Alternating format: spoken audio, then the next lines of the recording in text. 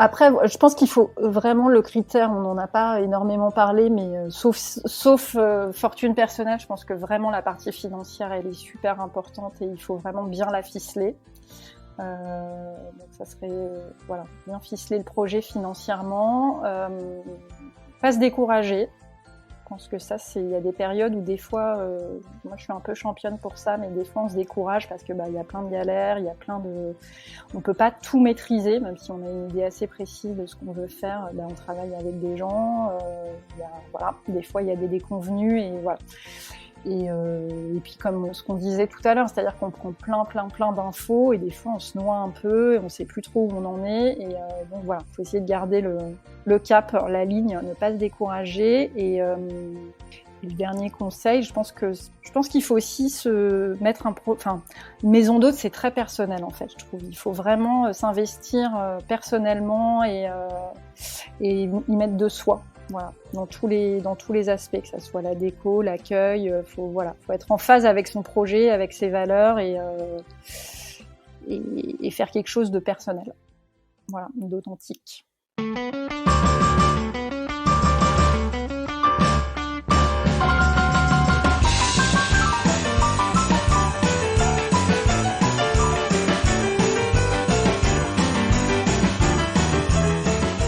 Alors peut-être être moins bordélique que moi, tu vois, surtout si tu as des emprunts. De toute façon, tu es obligé si tu as un emprunt, puisque la banque quand même, donc être plus rigoureuse que je suis pas. Même pour la suite, tu vois. Parce que moi, je suis incapable de te dire, c'est honnête, combien vraiment, tu vois, par exemple, il faudrait que je sache la rentabilité. Souvent, mon fils aîné qui a fait HEC, il est horrifié. Parce que, tu vois, je sais pas combien en fait, tu vois. Parce que je marque pas quand tu fais un apéritif, par exemple, un apéro, bon, tu cuisines, ok, mais tu as acheté, tu vois, il faudrait tout marquer et puis savoir la rentabilité. Ce que je fais pas. Donc je dirais plus de rigueur.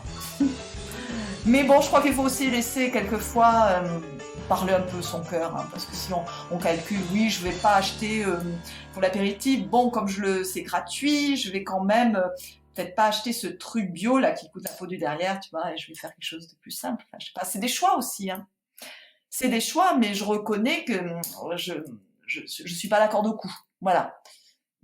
Voilà. Et c'est vrai que nous, on a beaucoup de légumes, de fruits, les collègues de Michel, etc. Donc, quand je fais un apéritif, tu vois, pareil, je pense à ça, ça peut être totalement autre chose, tu vois. Peut-être que c'est plus rentable de laver le linge et de repasser, plutôt que de donner, je crois pas, mais bon, tu vois, peut-être il faudrait être moins généreux, enfin, tu vois, je sais pas. Donc, peut-être plus de rigueur, et sinon, quand même, je crois, bon, on peut pas être trop, voilà, trop non plus d'affaires, quoi. Être un peu généreux, il faut de la générosité aussi, dans tous les sens du terme.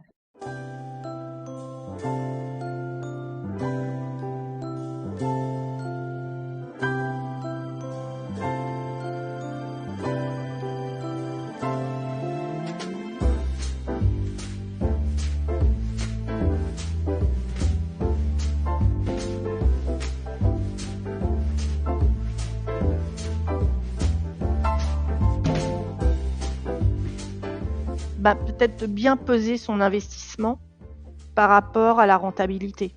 Parce qu'en fait, on sous-estime souvent ses travaux. Et faut pas se mettre en danger, quoi.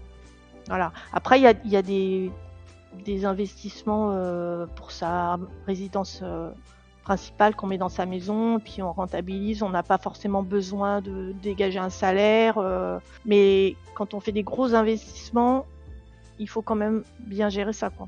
On dépense toujours plus,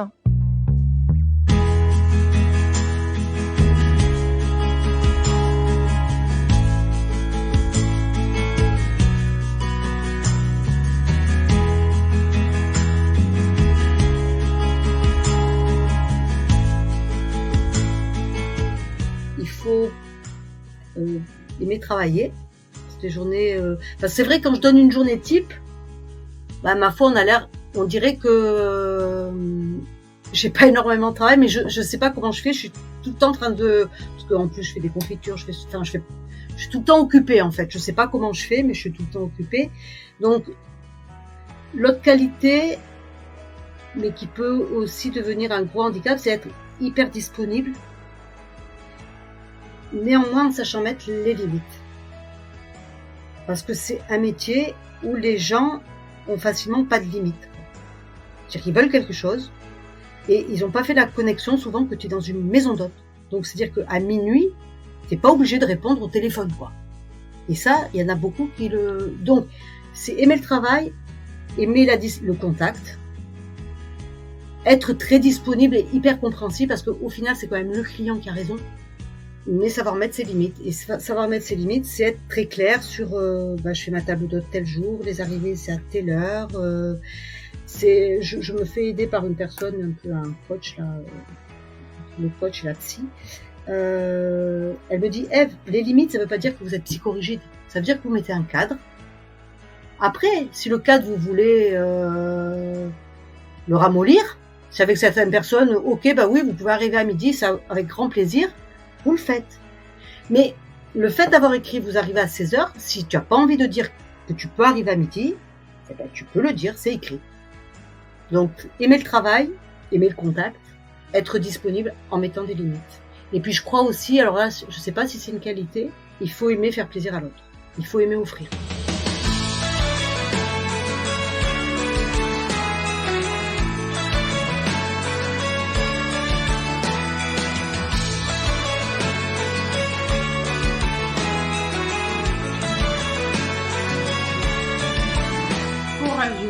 Travailleur, il faut être une ouverture d'esprit parce qu'il faut toucher à beaucoup de choses pour cette activité. Il faut être patient parce qu'il faut essayer des choses qui vont marcher ou pas marcher. Il faut faire, refaire. Il faut être curieux parce qu'il faut se poser beaucoup de questions, être à l'écoute des clients pour avoir leur retour, pour améliorer les choses ou créer d'autres. Il faut être beaucoup disponible, patient, utiliser la diplomatie, aimer ce qu'on fait.